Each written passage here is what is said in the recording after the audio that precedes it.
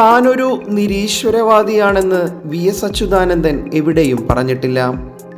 എന്നാൽ ദൈവവിശ്വാസിയാണോ എന്ന് ചോദിച്ചാൽ മനുഷ്യൻ്റെ പ്രശ്നങ്ങൾക്ക് ഉത്തരം കാണാത്ത ദൈവങ്ങളെ എന്തിനു വിളിക്കണമെന്നാണ് വി.എസിൻ്റെ മറുചോദ്യം.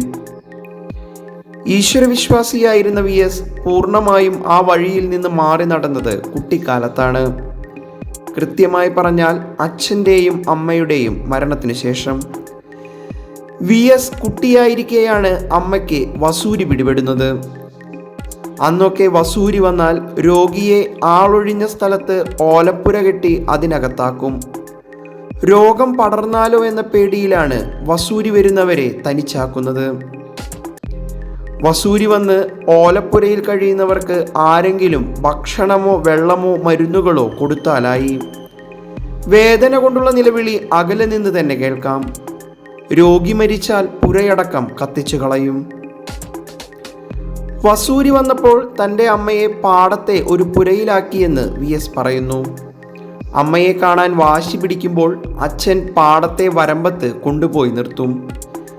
ചെറ്റപ്പുര ചൂണ്ടിക്കാട്ടി അമ്മ അതിനകത്തുണ്ടെന്ന് പറയും. ദൂരെ നിന്ന് നോക്കുന്നതിനാൽ പുര മാത്രമാണ് കാണുക.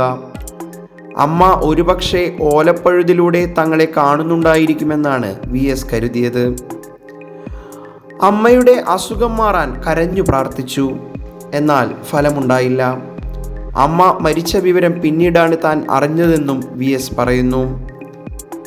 അമ്മ നഷ്ടപ്പെട്ടതോടെ താനടക്കമുള്ള മക്കളെ നോക്കാനുള്ള ഭാരിച്ച ഉത്തരവാദിത്തം അച്ഛനിലായി. കുറച്ചുനാൾ കഴിഞ്ഞപ്പോൾ അച്ഛന് ജ്വരം വന്ന് കിടപ്പിലായി. അച്ഛനെയെങ്കിലും തിരികെ തരണേ എന്ന് കുട്ടിയായ വി.എസ്. പ്രാർത്ഥിച്ചു. അറിയാവുന്ന ദൈവങ്ങളെ മുഴുവൻ വിളിച്ച് പ്രാർത്ഥിച്ചിട്ടും കുട്ടികളായ തങ്ങളെ ഒറ്റയ്ക്കാക്കി അച്ഛനും പോയെന്ന് വി.എസ്. പറഞ്ഞു. അന്നൊന്നും വിളി കേൾക്കാത്ത ദൈവങ്ങളെ പിന്നീട് വിളിക്കേണ്ടെന്ന് താൻ തീരുമാനിച്ചെന്നും വി.എസ്. കൂട്ടിച്ചേർത്തു.